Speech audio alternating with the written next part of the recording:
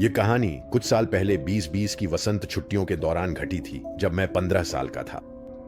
एक रात मैं घर पर अकेला था, जबकि मेरे माता पिता शहर से बाहर गए हुए थे। मैं अपने कमरे में बस समय बिता रहा था। तभी मुझे स्कूल के एक आपसी दोस्त का फोन आया, जिसे मैं यहां मैसन कहूंगा। मुझे आमतौर पर मैसन का फोन नहीं आता, ना ही वो मैसेज करता है या संपर्क में रहता है, लेकिन फिर भी मैंने फोन उठा लिया। मैं कुछ कह पाता उससे पहले ही उसने पूछ लिया कि मैं क्या कर रहा हूं। मैंने उसे बताया कि मैं बस घर पर हूं और कुछ खास नहीं कर रहा। फिर उसने पूछा कि क्या वह मेरे एक दोस्त को मेरे यहां छोड़ सकता है, क्योंकि उसे रात भर के लिए कहीं रुकना है। यह दोस्त मेरा वही है जिसे मैं तीसरी कक्षा से जानता हूं, जिसे मैं यहां नील कहूंगा।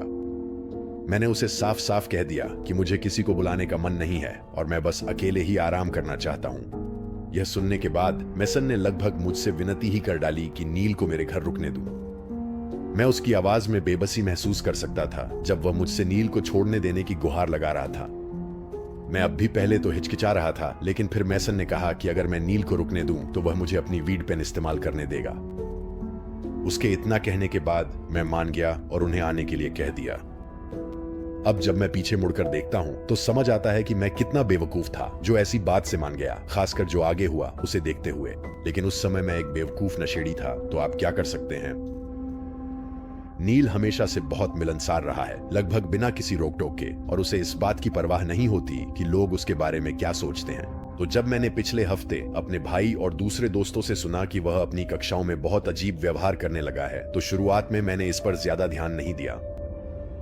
मैंने अपने भाई से विस्तार से बताने को कहा तो उसने मुझे बताया कि नील कभी कभी बिना किसी वजह के हंसने। तभी मुझे समझ में आया कि यह वास्तव में कितना बुरा था। मैंने मैसन और नील से अपने घर के दरवाजे पर मुलाकात की और उन्हें हर दिन की तरह अभिवादन किया। मैंने मैसन की वीड पेन वादे के अनुसार छुपा दी थी और फिर उसे वापस कर दी।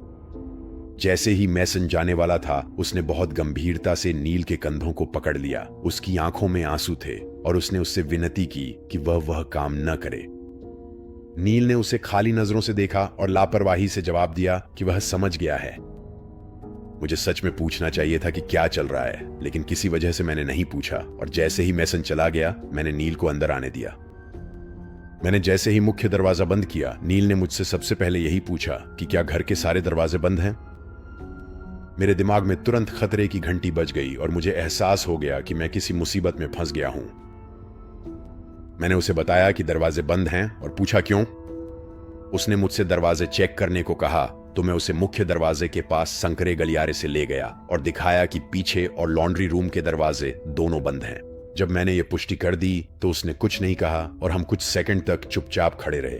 फिर अचानक उसका हाथ ऊपर उठा, जैसे वह हाथ खड़ा कर रहा हो, और उसने एक अजीब दांत दिखाने वाली मुस्कान दी जो आज भी मेरे दिमाग में साफ दिखती है।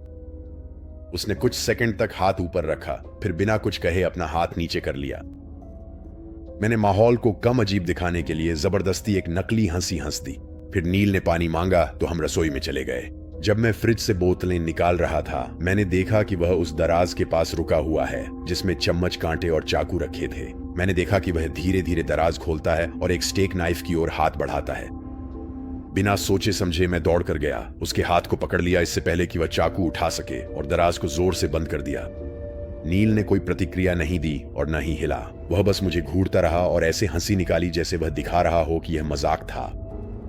उस पल में मुझे अपने कानों में दिल की धड़कन सुनाई दे रही थी और मैं डर के मारे जड़ हो गया था, वैसा डर जैसा लोग जीवन मृत्यु की स्थिति में महसूस करते हैं। मैंने इससे पहले कभी महसूस नहीं किया था कि मेरी जान खतरे में है, लेकिन उस पल में मैं बस इतना ही महसूस कर सका। मैं इस बात पर ध्यान केंद्रित कर रही थी कि नील को अपने घर से कैसे बाहर निकालूं। आखिरकार उसने चुप्पी तोड़ी और सुझाव दिया कि हम पड़ोस के पार्क में चलें। मैंने ऐसे सहमति जताई जैसे कुछ हुआ ही न हो। हम लॉन्ड्री रूम से होते हुए ड्राइववे की ओर चले और मैंने जानबूझकर उसे पहले बाहर जाने दिया। मैंने उससे कहा कि मुझे जूते पहनने हैं और मैंने जूते पहन लिए। वह थोड़ी देर रुका और हल्का सा निराश दिखा, फिर मुझसे जल्दी करने को कहा। मैंने दरवाजा बंद किया, तुरंत ताला लगाया और अपने भाई को फोन करके बताया कि अभी अभी क्या हुआ था। फोन कॉल खत्म करने के बाद मैंने रसोई में रखी सारी चाकू उठाई और उन्हें ऊपर अपने कमरे में ले गई। ध्यान रहे, उस समय मैं नशे में थी, इसीलिए मेरे फैसले बिल्कुल सही नहीं थे, लेकिन मुझे पता था कि मुझे नील को दोबारा घर में घुसने से रोकना है। मेरा भाई 3 दोस्तों के साथ 5 मिनट से भी कम समय में पहुंच गया और वे बाहर नील से मिले। मैं कुछ मिनटों तक अंदर ही रही, घबराई हुई, फिर बाहर गई। मेरा भाई और उसके दोस्त नील से बात कर रहे थे, जो स्कूल के बास्केटबॉल कोचों के इल्यूमिनाटी में होने की बकवास कर रहा था और दावा कर रहा था कि वे टीम के लड़कों के साथ यौन शोषण करेंगे ताकि वे बेहतर खेल सकें। वह कुछ मिनटों तक इसी तरह बकवास करता रहा। फिर हमने तय किया कि उसे घर छोड़ आते हैं, क्योंकि जो कुछ हुआ उसके बाद मैं उसे अपने घर में बिल्कुल नहीं रहने दे सकती थी। आखिरकार मेरे एक दोस्त ने नील को उसके घर छोड़ दिया। हालांकि नील बार बार कह रहा था कि वह घर नहीं जा सकता, क्योंकि उसे लगता था कि उसके पापा उसे मार डालेंगे। इन सब के बाद मैंने मैसन को फोन किया ताकि पूछ सकूं कि नील ने उससे ऐसा क्या कहा था जिससे वह इस तरह बर्ताव करने लगा। मैसन ने बताया कि कार में सफर के दौरान नील कोई घोषणा पत्र पढ़ रहा था और कह रहा था कि उसे खुद को या किसी और को मारना पड़ेगा ताकि उसके पापा उसे मारने की कोशिश न करें। मेसन घबरा गया था और बस नील से छुटकारा पाना चाहता था। इसी वजह से वह पहले मेरे घर पर नील को छोड़ने के लिए इतना बेताब लग रहा था। यह सब सुनने के बाद मैं अपना आपा खो बैठा और मेसन से पूछा कि उसने बिना मुझे बताए नील को मेरे घर क्यों छोड़ दिया। हालांकि मुझे पता था कि इसमें कुछ गलती मेरी भी थी कि मैंने पहले ही नहीं पूछा। बाद में पता चला कि नील ने ऐसी दवाइयां ली थीं जो उसे नहीं लेनी चाहिए थीं, जिससे उसे सिजोफ्रेनिया के दौरे आने लगे और वह आवाजें सुनने लगा। करीब 1 महीने बाद मैंने अपनी मां को यह कहानी सुनाई और वह बिल्कुल भी खुश नहीं थी।